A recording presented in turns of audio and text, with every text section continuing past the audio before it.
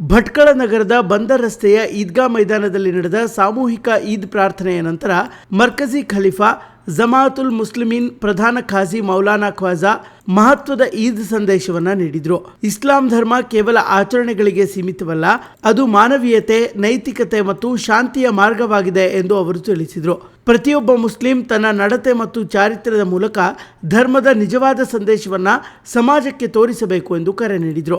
ಧಾರ್ಮಿಕ ಕರ್ತವ್ಯಗಳಾದ ನಮಾಜ್, ರೋಜಾ, ಜಕಾತ್ ಮತ್ತು ಹಜ್ಗಳನ್ನ ನಿರ್ಲಕ್ಷಿಸಬಾರದು ಎಂದು ಅವರು ಎಚ್ಚರಿಸಿದರು. ಧಾರ್ಮಿಕ ವಿಚಾರಗಳಲ್ಲಿ ಸಾಮಾಜಿಕ ಜಾಲತಾಣಗಳ ಮೇಲೆ ಅವಲಂಬಿಸದೆ ಉಲೇಮಾಗಳನ್ನ ಸಂಪರ್ಕಿಸಿ ಸರಿಯಾದ ಮಾರ್ಗದರ್ಶನ ಪಡೆಯಬೇಕೆಂದು ಸಲಹೆ ನೀಡಿದರು.